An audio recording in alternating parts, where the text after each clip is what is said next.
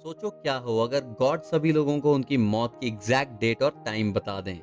अपनी मौत की एग्जैक्ट डेट जानकर लोग कैसा रिएक्ट करेंगे और ये दुनिया कैसी हो जाएगी। कुछ ऐसी ही कहानी है हमारी आज की इस वीडियो की। तो चलिए देखते हैं पूरी कहानी। कहानी की शुरुआत जीसस की फोटो और एक लड़की इया के साथ होती है। इया बताती है कि दुनिया बनाने से पहले गॉड बहुत ज्यादा बोर हो रहे थे। तब उन्होंने सबसे पहले धरती और उसके साथ कई तरह के पशु पक्षियों को बनाया। और तब भी जब गॉड को मजा नहीं आया तो उन्होंने एक आदमी और एक औरत को बनाकर पृथ्वी पर भेज दिया, जिनका नाम एडम और ईव रख दिया। जिनके धीरे धीरे बहुत सारे बच्चे हो गए, जो बाद में पॉपुलेशन में बदल गए और धर्म को लेकर एक दूसरे से लड़ने लगे। किया जब अपने डैड को इम्प्रेस करने के लिए टेबल पर रखे गिलास को अपनी आंखों से हिलाने की कोशिश करती है, तो इस पर गॉड इया को डांटने लगते हैं। इसके बाद इया हमें बताती है कि पृथ्वी पर जो भी एक्सीडेंट होते हैं ये सब गॉड अपने एंटरटेनमेंट के लिए करवाते हैं। और इसी तरह के ढेर सारे बेकार काम गॉड ने लोगों की लाइफ में उन्हें परेशान करने के लिए जोड़ दिए हैं। एक दिन इया जब अपने डैड के रूम में जाती है, वहां उसे अपने डैड के कंप्यूटर से ये सारी सच्चाई मालूम पड़ती है। इसलिए खाना खाते समय इया अपने डैड से कहती है कि तुम बहुत ही बुरे हो और लोगों के साथ बहुत ही बुरा करते हो। इस पर गॉड को बहुत ज्यादा गुस्सा आ जाता है और वो इया की बहुत पिटाई करते हैं। अगले सीन में हम देखते हैं कि इया जीसस के साथ बात करती है। इया जीसस से कहती है कि वो गॉड से अपने ऊपर हुए अत्याचारों का बदला लेना चाहती है। इसलिए इया जीसस से कहती है कि मुझे भी तुम्हारी तरह पृथ्वी पर जाकर सब कुछ बदलना है। इस पर जीसस जब उसे सलाह देते हैं कि मैंने पृथ्वी पर 12 लोगों को अपना धर्म प्रचार करने के लिए चुना था और उन्हीं की मदद से मैंने एक बुक बाइबल भी लिखी। इसी तरह तुम्हें भी पृथ्वी पर जाकर अपने दूतों को चुनना चाहिए और एक बुक लिखनी चाहिए। इससे ये दुनिया उसी बुक के हिसाब से चलने लगेगी। फिर इया जीसस से पृथ्वी पर जाने का रास्ता पूछते हैं। जीसस उन्हें बताते हैं कि उनसे एक वॉशिंग मशीन के अंदर से पृथ्वी जाने का रास्ता बनाया है, जिसके अंदर घुसकर तुम भी पृथ्वी पर पहुंच सकती हो। इसके बाद इया अपने डैड के कमरे में जाती है और उन्हें हर्ट करने के लिए पृथ्वी पर मौजूद सभी लोगों को उनके मरने की तारीख मैसेज कर देती है। और फिर इया अपने भाई की बात मानकर वॉशिंग मशीन के रास्ते अर्थ यानी कि रियल वर्ल्ड में आ जाती है। अब हम रियल वर्ल्ड में देखते हैं कि पृथ्वी पर जो भी लोग हैं उन सभी को अपने मरने की तारीख का मैसेज आ चुका था। जहां सभी लोग अपने मरने की तारीख जानकर काफी परेशान हो जाते हैं, वहीं हम देखते हैं कि एक औरत बाथरूम में नहा रही है और तभी उसे मैसेज में पता चलता है कि अगले 2 मिनट में वो मरने वाली है। अब अपने मरने की बात सुनकर वो औरत घर में मौजूद सारी इलेक्ट्रॉनिक चीजें बंद कर देती है, जिससे उसे लगता है कि उसकी मौत रुक सकती है। लेकिन जब वो एक अलमारी में रखे हुए डिब्बे को नीचे उतारने की कोशिश करती है, तभी उसके ऊपर वो अलमारी गिर जाती है और उसकी मौत हो जाती है। अब पूरी दुनिया को अपने मरने की तारीख मालूम हो चुकी थी, इसलिए लोग कुछ भी करने लगते हैं। तभी हम एक लड़के को देखते हैं जिसे अपने मरने की तारीख मालूम थी, इसलिए वो टिकटॉक वीडियोस बनाने के लिए छत से ही कूद जाता है। लेकिन उसे कुछ भी नहीं होता क्योंकि अभी तक उसकी मौत का समय नहीं आया था। वहीं कुछ लोग अपनी मौत के बारे में जानकर दुखी हो जाते हैं और बाकी लोग अपने मनपसंद चीजों को करने लगते हैं। जब ये बात गॉड अपने न्यूज में देखते हैं तो उनके होश उड़ जाते हैं। वो फटाफट जाकर अपने कंप्यूटर के पास जाते हैं और सब कुछ पहले जैसे ठीक करने की कोशिश करते हैं।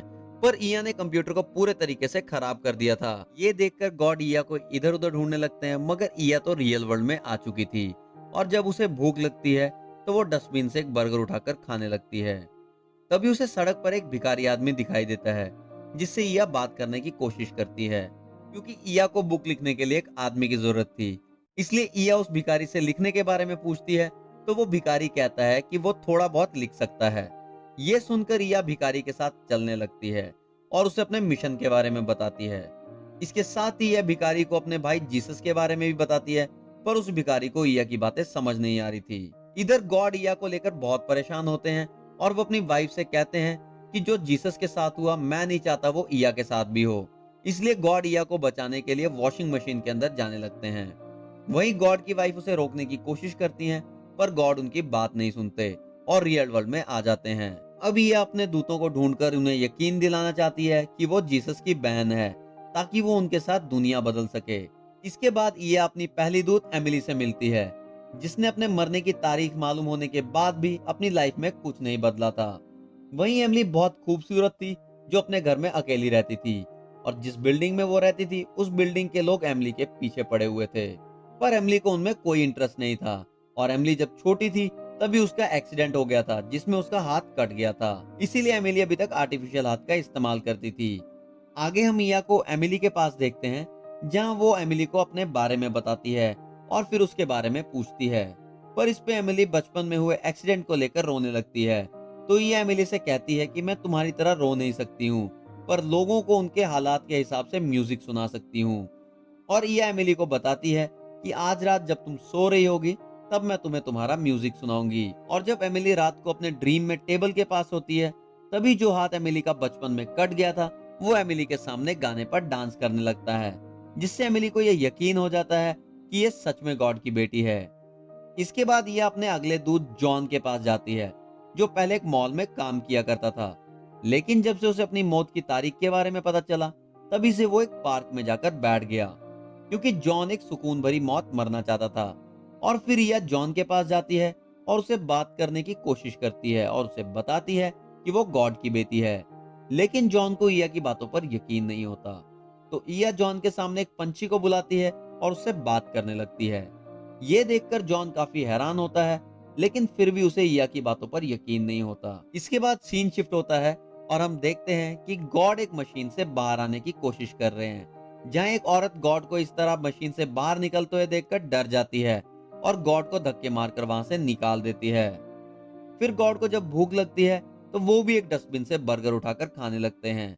मगर तभी वहां पर कुछ गुंडे आ जाते हैं, जिनसे गॉड अपनी बेटी के बारे में पूछने लगते हैं। पर वो गुंडे गॉड को पागल समझकर उन्हें पीट देते हैं।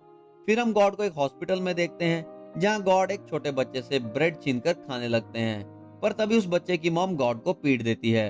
इसके बाद यह अपने अगले दूत जैक से मिलने जाती है, जो कि बहुत शर्मीला होता है। दरअसल जैक ने बचपन से लेकर आज तक कभी भी किसी लड़की को टच भी नहीं किया था। इसलिए जब उसे पता चलता है कि उसके पास जीने के लिए सिर्फ 83 डेज बचे हुए हैं, तो वो अपने सारे पैसे ऐशो आराम में खत्म कर देता है। यह उसे एक नया रास्ता दिखाती है और कहती है कि तुम्हारी आवाज बहुत अच्छी है और तुम्हें आवाज से रिलेटेड किसी काम को करना चाहिए। अब जैक के पास कोई और रास्ता भी नहीं होता है। तब जैक फिल्मों में वॉइस ओवर का काम करने में लग जाता है, जहां उसकी मुलाकात उसी लड़की से होती है जिसे वो बचपन में पसंद किया करता था। और फिर दोनों बातों ही बातों में अच्छे दोस्त बन जाते हैं। इधर जब इया की मॉम जीसस की फोटो देखती है तो उसमें पहले 12 देवदूत थे, लेकिन जब उस फोटो को वो ध्यान से देखती है तो उसमें देवदूतों की संख्या 12 से बढ़कर 15 हो चुकी थी। यानी कि इया जिन 3 लोगों से मिली थी वो भी अब देवदूत बन चुके थे। दूसरी तरफ गॉड को जब भूख लगती है तो एक चर्च के अंदर लंगर में खाना खाने के लिए जाते हैं, पर गॉड को रूल तोड़ने की वजह से वहां बहुत मार खानी पड़ती है। वहीं जब गॉड चर्च के फादर को कहते हैं कि जीसस मेरा बेटा है, तो ये सुनकर वो फादर भी गॉड की बुरी तरह से पिटाई कर देता है। इसके बाद हम अगले देवदूत चेरी को देखते हैं, जो कि एक प्रोफेशनल शूटर था और जिसे किसी को मारने से कोई भी कुछ फील नहीं होता था। इसलिए जब चेरी को लोगों की मौत के बारे में पता चलता है कि गॉड ने सभी को उनके अंतिम तारीख भेज दी है, तो चेरी गन लेकर पार्क में लोगों को मारने के लिए चला जाता है। तभी वहां पर इया आ जाती है और उसे अपना मिशन बताती है। वहीं चेरी पार्क में किसी न किसी को मारने के लिए आया था, इसलिए इया उसको सामने जा रही लड़की को गोली मारने के लिए कहती है। और वो कोई और नहीं बल्कि एमिली होती है, जिसे चेरी जब गोली मारता है तो वो गोली एमिली के आर्टिफिशियल हाथ पर लग जाती है, जिससे एमिली को कोई फर्क नहीं पड़ता। ये देखकर चेरी हैरान हो जाता है और फिर उसे एमिली से प्यार हो जाता है। फिर चेरी एमिली के पीछे पीछे उसके घर तक चला जाता है और एमिली को लिफ्ट में फूल देकर अपने प्यार का इजहार करता है। इस दौरान एमिली उसे कोई भी जवाब दिए बिना वहां से चली जाती है। लेकिन घर पहुंचकर एमिली चेरी को कॉल करती है और अपने पास बुला लेती है। अगले सीन में हम अगले दूत एक बूढ़ी औरत मार्टिना को देखते हैं, जो अपनी जवानी में बहुत ज्यादा रोमांटिक थी। वहीं मार्टिना को जब अपनी मरने की तारीख मिली तो मार्टिना अपना आखिरी समय में अपने सच्चे प्यार के साथ रहना चाहती थी। तभी उसके पास इया आती है और उसे अपना मिशन बताने के बाद मार्टिना से कहती है कि तुम्हें अपना असली प्यार सर्कस में मिलेगा। ये सुनकर मार्टिना इया के साथ अपने प्यार को ढूंढने के लिए सर्कस में चली जाती है। सर्कस में मार्टिना जब एक गोरिल्ला के पास जाती है तो वो गोरिल्ला मार्टिना की तरफ अपना हाथ बढ़ाता है और मार्टिना भी उसको टच करती है और दोनों में प्यार हो जाता है और मार्टिना उस गोरिल्ला को खरीद कर अपने घर ले आती है। इधर गॉड जब इया को ढूंढ नहीं पाता तो वो अपने यूनिवर्स में वापस जाने के लिए परेशान हो जाते हैं। तभी गॉड की मुलाकात इया से हो जाती है। गॉड इया को सब कुछ सही करने के लिए बोलते हैं, पर इया अपने डैड की कोई बात सुने बगैर ही वहां से भागने लगती है और गॉड भी उसका पीछा करने लगते हैं। फिर इया उस भिखारी को लेकर नदी के पानी के ऊपर चलकर दूसरी तरफ चली जाती है। वहीं गॉड जब पानी में चलने के लिए नदी में उतरते हैं तो वो पानी में गिर जाते हैं क्योंकि गॉड की सारी शक्तियां उसके कंप्यूटर में थी। इसके बाद हम आखिरी दूत विली को देखते हैं, जो कि एक छोटा बीमार बच्चा था। वहीं जब विली को पता चलता है कि वो 54 दिनों बाद मरने वाला है, तो उसकी मॉम डैड उससे कहते हैं कि वो अपने इन आखिरी दिनों में जो भी करना चाहे वो कर सकता है। तो विली अपने मॉम डैड को बोलता है कि वो लड़कियों की तरह कपड़ा पहनकर घूमना चाहता है, और वो लड़कियों की तरह कपड़े पहनकर घूमने निकल जाता है, जहाँ ईया उससे मिलती है। अब दोनों सेम ही एज के होते हैं, इसलिए दोनों में अच्छी दोस्ती हो जाती है। ईया विली को कुछ मैजिक करके दिखाती है, जिससे विली काफी खुश हो जाता है। वहीं ईया को पता चलता है कि जो मछली उसने सुबह खाई थी, उसकी सोल विली के अंदर है, जो विली से बात करती है और उसे कहती है कि उसे फिर से पानी के अंदर जाना है। इस पर विली ईया के पास जाकर डिसाइड करता है कि वो अपने आखिरी समय में समुद्र के किनारे जाकर मरेगा। इधर गॉड को पुलिस पकड़ लेती है और उससे पासपोर्ट मांगती है, लेकिन गॉड के पास तो कोई पासपोर्ट था ही नहीं। इसलिए पुलिस वाले गॉड को एक प्लेन में बिठाकर दूसरे देश में भेजने लगते हैं। दूसरी तरफ समुद्र के किनारे यह अपने 6 देवदूतों को लेकर आती है और वहां सभी लोग आ जाते हैं जो आज ही के दिन मरने वाले थे। तभी वो ईया से पूछते हैं कि तुम तो बोल रही थी कि जब 6 देवदूत आपस में मिलेंगे तब एक मिराकल होगा, लेकिन ये होगा कब? इसके बाद हम देखते हैं कि ईया की मॉम घर की सफाई करते हुए गॉड के कंप्यूटर के रूम में पहुंच जाती है, और जब वो कंप्यूटर के सामने जाती है तो वो कंप्यूटर अपने आप ही ऑन हो जाता है। इधर बीच के किनारे मिली अपनी मौत का इंतजार करने लगता है। तभी हम देखते हैं कि गॉड को उसके पुलिस वाले जिस प्लेन से ले जा रहे थे, वो अचानक ही क्रैश होकर उनकी तरफ बढ़ने लगता है। दूसरी तरफ जब ईया की मॉम कंप्यूटर को चलाती है, तभी वो अर्थ के प्रोग्राम को बदल देती है। उससे पृथ्वी पर रहने वाले सभी लोगों की मरने की तारीख भी बदल जाती है। वहीं वो लोग जो बीच के किनारे अपने मरने का इंतजार कर रहे थे, उन सभी के मरने की तारीख भी अपने आप गायब हो जाती है, और जो प्लेन क्रैश होकर उनकी तरफ आ रहा था, वो भी अचानक से कंट्रोल में आकर सही हो जाता है। इधर ईया की मॉम कंप्यूटर से पृथ्वी के बादलों का रंग चेंज कर देती है, साथ ही साथ पृथ्वी पर बहुत सारे बदलाव कर देती है, जिससे अब लोग पानी के अंदर भी चल सकते थे। ये देखकर ईया समझ जाती है कि ये सब उसकी मॉम ने किया है। वो बहुत ज्यादा खुश हो जाती है, और फिर अगले सीन में हम गॉड को एक वॉशिंग मशीन की दुकान पर देखते हैं, जहां गॉड उस रास्ते को ढूंढने की कोशिश करते हैं जहां से वो आए थे। और इसी के साथ साथ ये मूवी यहीं एंड हो जाती है।